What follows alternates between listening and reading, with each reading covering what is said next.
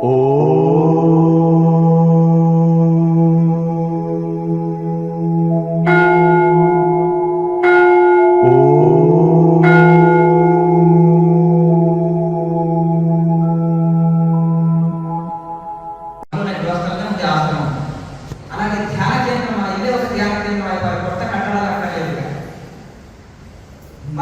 ఇల్లు ఒక మందిరం అవుతుంది ధ్యానం చేస్తే, ఒక పరమ పవిత్రం అవుతుంది. మన పూజా గది ప్రతి ఇంట్లో ఉంటుంది. ఆ పూజా గదిలో కూర్చొని దైవ ధ్యానం చేసుకోండి. రోజు ఒకే సమయంలో ఒకే స్థలంలో నిరంతర ధ్యానం సాగుతుంటే, అంటే ఉదయం సాయంత్రం, ఉదయం గంట పెట్టుకోండి, సాయంత్రం 1 గంట పెట్టుకోండి సమయం. అలా ధ్యానించడం వలన మీ స్థలం పవిత్రమవుతుంది, ఇంట్లో ఉండే దోషాలు పోతాయి. మీరేమనుకుంటారంటే ఇక్కడ ఏ పంతులు గారు శాంతి చేస్తారు, ఆ జాతకాలు చెప్పేటప్పుడు టీవీలో ఉంటాడు, లేకపోతే ఆ స్వామికి ఒక 10 లక్షలు ఇస్తే మన ఇంట్లో అడుగు పెట్టుకోతాడు, పాదాల పూజ చేసుకుంటాడు, అందరూ పట్టుకొని స్వామి పాదాలని ఎక్కువ పాపం చేయకపోతున్నారు. అర్థమైందా? అది మీకు తెలుస్తలేదు. కనుక ఇంకొకటి, ఎక్కడ ఏం లేదు, మనలో భగవంతుడు ఉన్నాడు కనుక ఏకనిష్టతోటి ధ్యానం చేయడం తెలుసుకుంటే అయిపోతుంది. కనుక ఎవరు మనకు శాంతిని కలిగించలేరు, ఎవరు మోసం కలిగించలేరు, ఎవరు మనకు శాంతి పెట్టలేరు, ఎవరి శాంతి వాళ్ళే పెట్టుకోవాలి. కనుక మనం ధ్యానం చేస్తే, ఎవరైతే ఏకనిష్టతో ధ్యానం చేస్తారో వాళ్ళకి ఇంట్లో ఉంటే అన్ని సమస్యలు పోతాయి. సంకల్పం ఇంతవరకు మనం చెప్పుకున్నాం, ఒక్కొక్కరు ఒక సంకల్పంతో భర్తకాలం రక్షించుకున్నది. ఎవరు? సావిత్రిదేవి. చిన్నపిల్లల్ని, స్త్రీమూర్తులని చిన్నపిల్లల్ని చేసింది అనసూయాదేవి. మరి అంతంత సంకల్ప శక్తి, అది తపస్సు, ధ్యాన యోగం. మరి అంత సంకల్ప శక్తి అయితే మనం ఇల్లుని పనుని జాగ్రత్త పెట్టుకోలేమా, చక్క పెట్టుకోలేమా? ఈ ధ్యాన యోగంతో తప్పకుండా పెట్టుకోగలం. కనుక చక్కగా రోజు ధ్యానం చేయాలి. ఆ ధ్యానం చేయడం కోసం ప్రతి దాంట్లో ఒక పద్ధతి అనుకుంటున్నాం. పూజ చేయడం కోసం, షోడోపచార పూజ చేయడం కోసం కొన్ని నియమాలు, కొన్ని పద్ధతులు దాని ప్రకారం ఉంటుంది. అలాగే ఈ ధ్యానం చేయడం కోసం కూడా కూర్చిన పద్ధతి మనం కాదు. అసలు నేను ఇష్టపడదు, కానీ మీ దగ్గర కింద కూర్చొని వారు నాకు తెలుసు, కింద కూర్చుంటే కూర్చొనియారు. ఇంకా అక్కడ అలంకరించారు కాబట్టి ఏదైనా కొంచెం పెద్ద భాగం ఉంటే ఎత్తులో కూర్చొని ఆసనంలో కూర్చొని చెప్పడం నాకు ఆనవాయితీ. ఇక్కడ సరే, ఇప్పుడు నేను అట్లా కూర్చున్నప్పుడు మీరు పెద్ద వయసు వాళ్ళు ఇలా కూర్చొని కూడా సాధన చేయొచ్చు అనే చిన్న టెక్నిక్ చెప్పవచ్చు. మన గోరంత పాండిత్యం కొద్ది, కొండంత పాండిత్యం కొద్ది గోరంత ఆచరణ ముఖ్యం. అయితే మనం ఎంత అంటే ఎన్ని శాస్త్రాలు చదివి మనకి కాకుండా నిత్య జీవితంలో మనకి ఎంత ఉపయోగపడింది, ఎంత బెనిఫిట్ ఇచ్చింది, మనకి ఎంత లాభం చేకూర్చింది, నిత్య జీవితంలో మనకి ఎంత ఉపయోగపడింది మనం నేర్చుకున్న ఆధ్యాత్మికం, అది మనకు అర్థం లేని చదువు పెడతాం కనుక మనకి ఎంత ఉపయోగపడింది అనేది మనకు తెలుసుకోవాలి. కనుక మీరు పెద్ద వయసు వాళ్ళు చాలా మంది ఉన్నారు, ఎక్కువ ఆసనాలు మీరు వేయలేరు, తప్పిపోయి ఉల్టా ఏదో అనుకుంటే ఏదో నాయకుడు ఆసనం, ఇంకేదైనా శీర్షాసనం, కాలు చేతులు పట్టుకుంటే యోగం అవుతుంది. ఏ ఆసనాలు లేకున్నా కానీ మోక్షం పొందే మార్గము ఉంది. ఎవరైతే మనసును పట్టుకుంటారో, ఎవరికి మనసు వశమవుతుందో వాళ్ళకి సర్వం వశమవుతుంది. కనుక మహనీయులు పంచభూతాలని కూడా కంట్రోల్ చేస్తారు. ఎందుకంటే మనసు వశమవుతుంది కనుక, మనసు వశమైతే సర్వం వశమవుతుంది. ఆనాడు వివేకానంద స్వామి ఏదో మత మార్గవిద్యానికి వచ్చేటమని కాల్చాలని చూస్తే ఆయన దివ్యశక్తి ఆ యొక్క ఈ సభలో ఉండే ఇంత దూరం కూడా ఆ బుల్లెట్ కూడా అది తగలనే ఉంది. సంకల్పం. కనుక 9 సంవత్సరాలు 100 సంవత్సరాలు పనిచేశాడు ఆయన. 9 సంవత్సరాలు వరకు చేసిన ఆయన. మిగతాడు విద్యాభ్యాసం, గురు సేవ, తపస్సు ఇదే గడిచింది. మిగతా 6 సంవత్సరాలు ఆర్పిహెచ్డీ చేశాడు ఆయన, చరిత్రసేనాచార్య ఋషికేశ్. కనుక ఆ విధంగా మరి ఈ విధంగా తపస్సు అంటే ధ్యాన యోగం మనం ఎలా చేయాలని సింపుల్ టెక్నిక్ నేను 10 నిమిషాల్లో ముగిస్తాను. అది రోజు సాధన చేసుకోండి. మీరు గతంలో ఏ మహానుభావుడు ఏదో గురువు దగ్గర ఉపదేశం తీసుకొని ఉంటారు, వారి మనసులో కృతజ్ఞతలు తెలుపుకొని అదే మంత్రాన్ని ఈ ప్రాణాయామం నడిపేయండి. మన ఇష్టదైవ మంత్రము మనకు గురువు ఇచ్చిన మంత్రాన్ని చేసుకోవచ్చు. కొత్త మంత్రాన్ని కొద్ది మారవలసిన అవసరం లేదు. భగవంతుడు సర్వత్రయాన్ని ఒక్కడే, అనేక రూపాలు వేరు, నామాలు వేరు, కానీ భగవంతుడు ఒక్కడే. కనుక ఈ ప్రాణాయామంలో జపం చేసుకోవచ్చు, ఈ ప్రాణాయామం చేసి ధ్యానం చేయొచ్చు. కానీ ఈ ప్రపంచంలో కొన్ని లక్షల ధ్యాన కేంద్రాలు ఉన్నాయి, కానీ 30-40 సంవత్సరాలు ధ్యానం చేసిన అంతర్ముఖం కాలేకపోతున్నాం. అసలు నాదవికారాలు అంటే అర్థమైతలేదు. ఇప్పుడు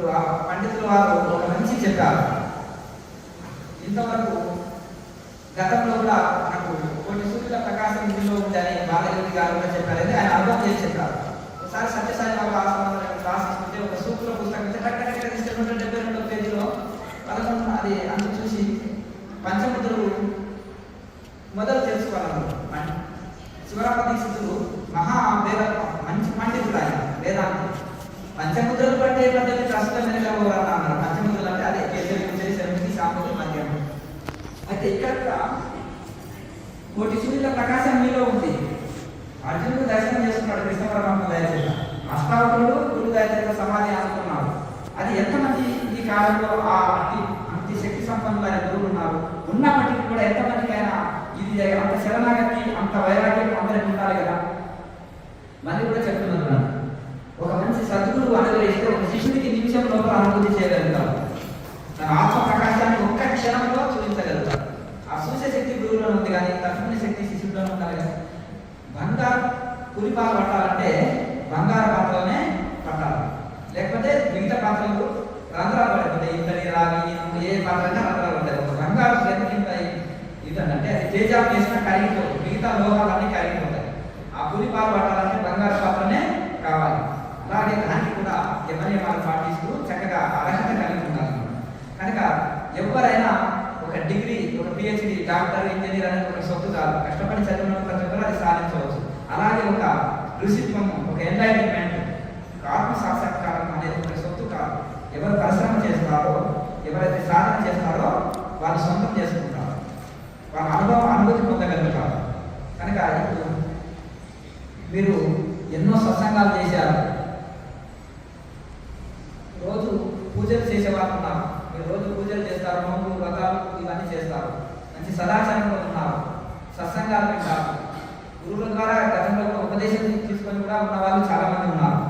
పూటకు మంత్రం మార్చవలసిన అవసరం లేదు. నేను చెప్పేది ఊరికే ఇది ఋషుల విద్య.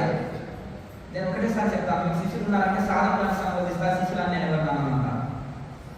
ఎందుకంటే శిష్యులు కంటే అది ఎక్కువ ఇది అయిపోతుంది అది. కనుక ఆ విధంగా మీరు ఏ లాభం పొందినా ఆ ఋషులకు ధన్యవాదం చెప్పండి, ఋషుల విద్య కనుక. కనుక నిత్య జీవితంలో మనం కొంత ప్రాణాయామ అభ్యాసం చేసి ధ్యానం చేసాలనుకుంటే వెంటనే మనోదాయం జరుగుతుంది. వెహికల్ కంట్రోల్ చేయాలంటే బ్రేక్ల ద్వారానే కదా కంట్రోల్ చేసేది. ఈ మనసు కంట్రోల్ చేయాలంటే శ్వాస ద్వారా. ఆ శ్వాస కంట్రోల్ కావాలంటే ప్రాణాయామం ద్వారా. ఆ ప్రాణాయామం ద్వారా శ్వాస కంట్రోల్ అవుతుంది, శ్వాస ద్వారా మనసుకు ఆధీనంలో వస్తుంది. మనసు ఆధీనం వస్తే సర్వం ఆధీనం. మనసు ఆధీనంలో ఉన్న వాళ్ళకు ఆరోగ్యం ఆధీనం ఉంటుంది, మనశ్శాంతి ఆధీనంలో ఉంటుంది. ధ్యాన యోగంలో మనోలయం జరుగుతుంది కాబట్టి మోక్షం ఆధీనంలో ఉంటుంది. ధ్యానంలో మనసు దైవంలో లీనం చేయగలిగిన వాడికి దైవంలో ఆధీనంలో ఉంటుంది. భక్తుడు ఆధీనంలో భగవంతుడు ఉంటాడు. భక్తుడు కొంటే ఏది కోరితే అది ఇస్తున్నారా, ఇస్తలేరు చెప్పండి. కనుక ఆ విధంగా ఇష్టమైన కార్యకర్తకి ఇవ్వడే సీఎం కానీ పిఎం కానీ అపాయింట్మెంట్ నిమిషంలో ఆయన ఇంటికి వస్తాడు. ఏదో ఆపద జరిగిందంటే తన ముఖ్య అనుచరుల దగ్గరికి వస్తాడు. సీఎం గారు పిఎం గారు పరిగెత్తుకొని వస్తారు. ఎందుకు? తనకి ఇష్టమైన వాడు కార్యకర్త కనుక. అలాగే భగవంతుడు కూడా మమ ప్రియ భగవద్గీతలో నాకు ఇష్టమైన వాడు ఇటువంటి కొన్ని లక్షణాలు చెప్పారు. ప్రవచన సమయం కాదు కానీ అట్లా ఆ విధంగా భగవంతుడు స్వయంగా నాకు ఇష్టమైన వాడు అంటారు. ఇటువంటి మహానుభావులు ఇంతవరకు చెప్పుకున్నాం. కనుక భగవంతుడు నాకు ఇష్టమైన భక్తులు బాలయోగి గారు, శివానంద సరస్వతి గారు, దయానంద సరస్వతి గారు, ఇట్లా గొప్ప చెప్పాలి, వివేకానంద స్వామి, రామకృష్ణ పరమహంస, రమణ మహర్షి, వీళ్ళని ఏమంటారు? స్వయంగా భగవంతుడు నాకు ఇష్టమైన భక్తుడు అంటారు. కనుక ఆ విధంగా మనకు భగవంతుడికి ఇష్టమైన వాళ్ళం కావాలంటే మనం ఏం చేయాలి? తండ్రి చెప్పినట్టు వింటే తండ్రికి ఇష్టం, రాజు చెప్పినట్టు వింటే రాజుకి ఇష్టం, దైవం చెప్పిన మార్గంలో నడిస్తే దైవానికి ఇష్టమైన వాళ్ళం అవుతాం. కనుక మనకు మనసుని నియంత్రించే మార్గము ప్రాణాయామ అభ్యాసం. ఇది కఠినంగా ముక్కులు పట్టుకొని చేసేది కాదు. సహజ కర్మ కౌంటేయ, ఇది సహజమైన కర్మ. సహజమైన కర్మ ఆల్రెడీ నడుస్తుంది. ఇంకా కొత్తగా నడిపేది ఏంటంటే యోగా కర్మసు కౌశలం. దీన్ని కౌశలయుక్తంగా చేయాలి. రేచక మూలంగా కుంభక సహితంగా చేసినప్పుడు అది ప్రాణాయామం అవుతుంది. లేదంటే ఉచ్ఛ్వాస నిశ్వాస, దీన్ని బహిర్ముఖ ప్రాణాయామం అంటారు. మనం చేసే ఉచ్ఛ్వాస నిశ్వాసాలని లాయనాశయ బహిర్ముఖ ప్రాణాయామం అంటారు. దీన్ని అంతర్ముఖ ప్రాణాయామం చేయాలి. దీన్ని రేచక మూలంగా కుంభక సహితంగా చేయాలి. అయితే ఇది క్రియ, శ్వాస క్రియ. దీన్ని క్రియాయోగం అని ఎందుకంటే కర్మయోగం అన్న క్రియాయోగం అన్న ఒకటే. కర్మయోగం అంటే నిష్కామ కర్మ చేయండి నైష్కర్మ స్థితి లభించదు, క్రియ చేయలేని నిష్క్రియ స్థితి లభించదు. ఇది శ్వాసక్రియను చేసినప్పుడే నిష్క్రియ స్థితి లభిస్తుంది. నిష్క్రియ స్థితి అంటే ఇప్పుడు శ్వాసక్రియ చేస్తే నిష్క్రియ స్థితి అంటే శ్వాస నిలిచిన స్థితి. ఎప్పుడైతే శ్వాస నిలిచిపోతుందో లోపల ఉండే ఆగిపోతుంది, శరీరంలో ఉండే అన్ని అవయవాలు నిలిచిపోతాయి. చాలా మంది ఏమనుకుంటారంటే సమాధి అంటే కళ్ళు మూసుకొని థాట్లెస్ స్టేజ్ అంటారు, ఆలోచన రహిత స్థితి అంటారు. అది కాదు. రాత్రి కూడా మనకి ఆలోచన లేవు. సమాధి అది కాదు, అది నిద్ర జడత్వం. జాగ్రత్త స్వప్న సుశుద్ధి కానిదే సమాధి స్థితి, తుర్యం. అయితే ఎప్పుడైతే శ్వాస ఈ జపం కానీ తపం కానీ భక్తి చేత కానీ యోగం చేత కానీ దేని పరమైన సమాధి స్థితి అందుకోవాలని పద్ధతి మానసిక ఈ సాధన వలన ఇప్పుడు వైరాగ్యం కొరత ఉంటుంది. వైరాగ్యం తక్కువ ఉన్నందుకు మనసు నిలుస్తుంది ఈ కారణం వల్ల. కనుక వైరాగ్యము తక్కువ ఉన్న వాళ్ళకి ప్రాణాయామం వలన మనసు ఏకాగ్రత చెంది శాంతి పొందుతుంది. శాంతి పొందడం, శాంతి కోసం ఆనందం కోసమే బయట రాకపోతున్నాం. అన్నిటి కోసం ఆనందం రూపాయి ఖర్చు లేకుండా లభించిన తర్వాత బయటకి పరిగెత్తడం. ఇప్పుడు అట్లా ఆ విధంగా ఇప్పుడు ఏదో సాధారణమైన భోజనానికి మనం పరిగెత్తుతాం, మంచి పరమాణాలు ఇక్కడ బయటకి పరిగెత్తుతాము. అలా యోగం వలన మంచి సుఖాలు యోగి పొందుతాడు అనేది నేను ఎప్పుడు చెప్తున్నాను. 5 సుఖాల రూపం లేకుండా, ₹1 ఖర్చు లేకుండా శబ్ద స్పర్శ రూప సంగంధాన్ని పొందుతాడు యోగి. తనలో కోటి సూర్యుల తేజం ఉంది. ఒక క్షణంలో దర్శిస్తాడు యోగి. ఏ ముద్రల కలిగి ప్రాణాన్ని కూర్చున్న క్షణకాలంలో దర్శిస్తాడు. మొదలు బెడ్ ద్వారా ఈగలు నేర్చుకున్నాడు, ట్యూబ్ ద్వారా, తర్వాత ట్యూబ్ లేకుండా ఇస్తాడు. మొదలు ముద్రల ద్వారా దర్శనం చేస్తున్నాడు, తర్వాత లేకుండా పొందగలుగుతాడు. PhD చేసిన తర్వాత పుస్తకాలు పక్కలేదు, పడవ నది దాటిన తర్వాత పడవ పక్కలేదు. అప్పటి వరకు ఇవన్నీ అవసరం ఉంటాయి. ముద్రలు ప్రాణాయామం ఒక స్థితి వరకే ఉంటాయి ఇవన్నీ. కనుక మనలో నాదం ఉంది, ఒంకార నాదం 4 గంటలు మోగుతుంది. అది వింటే ఇంకా ఈ ఇతర నాదాల మీద మనసు వెళ్ళదు. లోపల ముక్తికాంతం ఉంది, అది దర్శనం చేసుకుంటే బయట కాంతంతో అక్కర్లేదు. లోపల ఆత్మారాముడు ఉన్నాడు, ఆత్మారాముని దర్శనం చేసుకుంటే బయట రాముడి మీద మనకు ఇష్టం లేదు. కనుక మీలో కోటి సూర్యుల తేజం ఉంది. మీలో శబ్ద బ్రహ్మం ఉంది, ఓంకారం. శబ్ద బ్రహ్మం ఆధారంగా పరబ్రహ్మని అనుభూతి పొందాలి. కనుక ఈ యొక్క అర్జునుడు ఒక్కడే కాదు, ప్రతి ఒక్కరు ఆ కోటి సూర్యుల తేజము, అది యొక్క విశ్వ విరాట్ స్వరూపాన్ని దర్శించవచ్చు. అయితే ప్రారంభంలో అర్జునుడు కృష్ణ పరమాత్మ సహాయంతో చేశాడు. మనం ప్రాణాయామ సహాయంతో, జ్యోతిపుత్ర సహాయంతో మనము దర్శించవచ్చు. కనుక ఇప్పుడు ఈ యొక్క 10 నిమిషాలు నేను ప్రాక్టీస్ చేస్తా. దీన్ని రోజు సాధన చేయండి. ఇంకా ఏ ఆసనాలు లేకుండా కనీసం ఇవి సాధన చేయండి, మీకు అద్భుతమైన ఫలితాలు వస్తాయి. మనం ఎక్కడ పరిగెత్తనక్కర్లేదు, ₹1 ఖర్చు అక్కర్లేదు. ఈ సాధన చేయడం వల్ల మీరు 1 సంవత్సరం 3 సంవత్సరాలు ఆగకుండా చేసిన తర్వాత ఒక సంకల్పం పెట్టుకోండి. మంచి సంకల్పం. సంసారం కోసం సంకల్పాలు చేయకూడదు, కోరికల కోసం చేయకూడదు. కానీ చేసినా ఫలిస్తాయి. కొన్ని ఫలించిన తర్వాత మళ్ళీ మోక్షం కావాలని కోరిక వెళ్ళాలి. ఒక రాజు దగ్గరికి వెళ్ళి నూకలు కావాలి, బియ్యం కావాలి, బియ్యం కావాలని కోరకూడదు. ఎందుకంటే రాజు దగ్గరికి మనలు మాణిక్యాలు పొలాలు అడగాలి. అలాగే దైవం దగ్గరికి కానీ మహనీయులు ఋషుల దగ్గరికి వెళ్ళినప్పుడు మనం ఏం కోరుకోవాలి? ఈశ్వరానుగ్రహం కోరుకోవాలి. ఈశ్వరానుగ్రహం లేకపోతే అన్ని ఉండి కూడా ఒక క్షణంలో కూడా అన్ని కోల్పోతాం. ఏది లేకుండా ఈశ్వరానుగ్రహం ఉంటే సర్వం మన పాదాల చెంతకు వస్తాయి. సర్వం మనకు ఏది కావాలో అది లభిస్తుంది. కనుక మనకు కావాల్సింది ఈ ప్రపంచంలో కోరుకునేది ఈశ్వర అనుగ్రహం. అది తప్ప మనం అన్ని కోరుతున్నాం. పిల్లలు పెళ్లిళ్ళు కావాలి, ఉద్యోగాలు కావాలి, డబ్బు కావాలి, నగలు కావాలి, చీరలు కావాలి, కాళ్ళు కావాలి, పెళ్లిళ్ళు కావాలి. అర్థం కదా? అంతేనా? ఈశ్వర అనుగ్రహం ఒకటి కోరితే, ఈశ్వర అనుగ్రహం ఉంటే అన్ని వచ్చినట్టే. నారాయణుని హృదయంలో పెట్టుకుంటే లక్ష్మీదేవి పాద, అక్కడ నారాయణుడి పాదాల దగ్గర లక్ష్మీదేవి ఉంటుంది. అర్థమైంది కదా? కానీ మనం లక్ష్మీదేవి కోరుతున్నాం. మొదలు నారాయణుడు కోరుకుంటే నారాయణుడు ఎక్కడ ఉంటాడో లక్ష్మీదేవి అక్కడే ఉంటుంది. లక్ష్మి వెళ్ళిపోయింది అనుకో, నారాయణుడు వెళ్ళిపోయింది అనుకో, లక్ష్మి కూడా వెళ్ళిపోతుంది. ఆయన కనుక ఆ నారాయణుని పట్టుకుంటే లక్ష్మీదేవి నారాయణ చెంతనే ఉంటుంది. కనుక ఇప్పుడు మనం కొంత రోజు కొద్ది ప్రాణాయామం చేసి ధ్యానం చేస్తే, నేను ఎందుకంటే రీసెర్చ్ చేసిన భారతదేశం అంతా 10 ఏళ్ళ నుంచి నాకు రీసెర్చ్ సాగింది. 4 పుస్తకాలు రాసిన కూడా. ఎందుకంటే ఎన్నో పరంపరల్ని, ఎన్నో ధ్యాన టెక్నిక్లను చూసిన తర్వాత ఏది ఎంతకి తీసుకెళ్తుంది, ఏది ది బెస్ట్ అని సైకిల్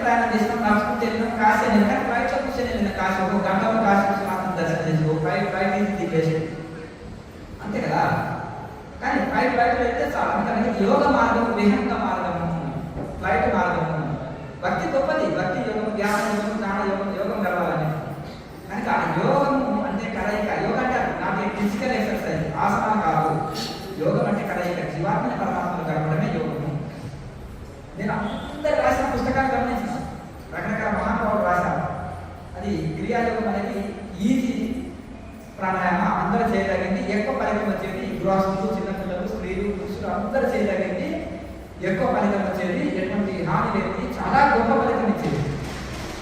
కనుక మన సాక్షాత్తు దైవంలో మన మనసుని లీనం చేస్తుంది. ఆ ప్రాణాయామంలో జపం చేసుకోవచ్చు. జపం చేసినా చేయకుండా శరణాగతి భావన, సమర్పణ భావన, భగవంతుడికి మనం సమర్పించుకొని ఒక తన్మయత్వ స్థితిలో చేయాలి. యాంత్రికంగా కాదు. ఏకాగ్రతతో డ్రైవింగ్ చేస్తే పర్ఫెక్ట్ ఉంటుంది. ఏకాగ్రతతో డ్రైవింగ్ చేయకపోతే ఇంటికి చేరలేదు. ఏకాగ్రతతో ఎగ్జామ్ రాయకపోతే సరిగ్గా రాయలేదు. వంట ఏకాగ్రతతో ఫోన్ మాట్లాడుకుంటే టీవీ ఇంకా ఫోన్లో లీనమయ్యి మనం వంట చేసాం అనుకోండి, సరిగ్గా చేస్తారా? పూర్తి ఫోన్లో మునిగిపోయింది అనుకోండి. కనుక ఏ పనైనా ఏకాగ్రతతో చేస్తే పర్ఫెక్ట్ అయిపోతుంది. ఆ పని ఏకాగ్రత లేని పని పర్ఫెక్ట్ చేయలేదు. కనుక ఏకాగ్రతతో, శరణాగతితో, ఏకాగ్రతతో మనం భగవంతుడికి సమర్పించుకొని ఇది అంతరంగిక సాధన. అన్ని బహిర్ముఖ సాధనలు ప్రపంచం అనేకమైన ఉన్నాయి. శ్రమ ఎక్కువ. కొండలోనే ఎక్కడ కట్టాను, డైమండ్ దొరుకుతాను కొండలో ఉంది. కనుక ఇంత పరిశ్రమ చేసి నా భారత ఏంటంటే ఒక్కొక్కరు 40 ఏళ్ళ నుంచి వ్రతాలు, పూజలు, లోన్లు, దానాలు, షాపులు, కోట్ల రూపాయలు ఖర్చు పెట్టేసి ఫలితం పొందలేకపోతున్నాను. నా దగ్గర చాలా మంది ఒక్కొక్క వాళ్ళు మినిస్టర్ల భార్యలు, ఎమ్మెల్యేల భార్యలు వచ్చేసి వాళ్ళ యొక్క గ్రామంలో వచ్చేసి క్లాసులు చేసిపోయినప్పుడు, స్వామీజీ మేము ఎంతో మిస్ అయిపోతుంది. 34 ఏళ్ళు 40 ఏళ్ళు పూజలు చేస్తే మేము అంతర్ముఖం కాలేదు, మీరు దీనికి స్నానం లేదు, సంధ్య లేదు, లేదని కాలకృత్యాలు తీసుకొని కూర్చోవచ్చు, చెమట వచ్చిన తర్వాత పోయి స్నానం చేసుకోవచ్చు అన్నారు కదా. ఇది మాకు ఈజీ అనిపించింది. లేకపోతే తిరకాలు తిద్దనికనే మా సమయం అంతా పోతుంది. ఆ చలికి కొని తల పట్టుకొని మళ్ళీ చలికాలంలో అతని సమర్థన అనుకోడు, శుచి శుభ్రత ఉండాలి. దానివల్ల మా అంతర్ముఖమై నా ఇష్టదైవ రాముడు వజ్రాలతో పెట్టుకున్నాను 1 కోటి రూపాయల విగ్రహం, కానీ మనసు ఆయన మీద తెలుస్తలేదు. కానీ ఇప్పుడు ఆత్మారాముని లోపల కూటస్థంతోనే దర్శనం చేసుకుంటున్నాను. అది నేను ఎంతో మిస్ అవుతుంది నా జీవితంలో ఇది నేర్చుకోకపోతే. ఎందుకంటే మనసు నిలిపే టెక్నిక్ ఎక్కడ దొరకలేదు. చెవిలో మంత్రం, చేతిలో రూపాయలు పోతేనే చేతిలో రూపాయలు పెట్టుకున్నాం, చెవిలో మంత్రం చెప్పించుకుంటున్నాం, మంత్రాల చింతకాలు రాలేదు. కానీ మనసు నిలిపేది కూడా నేర్పాలి. కనుక పూర్వకాలంలో మంత్రము, క్రియ 2 ఉండాలి. మంత్రము తీసుకోవాలి, ప్రాణాయామ అభ్యాసం ఉండాలి, ఒక ఆసన విధి, ఇవన్నీ పద్ధతులు తెలుసుకున్నప్పుడే ఫలితం ఉంటుంది. ఇప్పుడు ఒక వంట చేయాలంటే ఎంత సామాన్ కావాలి? కూర చేయాలంటే ఒకటి కూరగాయలు తీసుకొస్తే అది కూర అవుతుందా? అసలు దీన్ని కూడా మనం దీంట్లో ఈ ప్రాణాయామ అభ్యాసంలో మీరు గతంలో ఏ జపం చేస్తున్నారో ఆ జపం చేసుకోవచ్చు. జపం చేసినా చేయకుండా ఇక్కడ భావం ముఖ్యమండి. ఏ మంత్రం జపం చేస్తున్నా లేదంటే మనసు భగవంతుడి మీద నిలవకపోతే ఎంత గొప్ప మంత్రం జపం చేసినా ఫలితం ఇస్తున్నాం. కనుక మనసు పెట్టి చేయాలి. ఒకటి భావం, భగవంతుడు తప్ప నాకు ఇంకేది అక్కడ లేదు అనే మనసులో ఆ సంకల్పం దృఢంగా నింపి చేస్తే ఎక్కువ ఫలితం కలుగుతుంది. కనుక ఇప్పుడు మీరు కాలు చేతులు నడుతున్నాయి, కింద కూర్చోలేదు.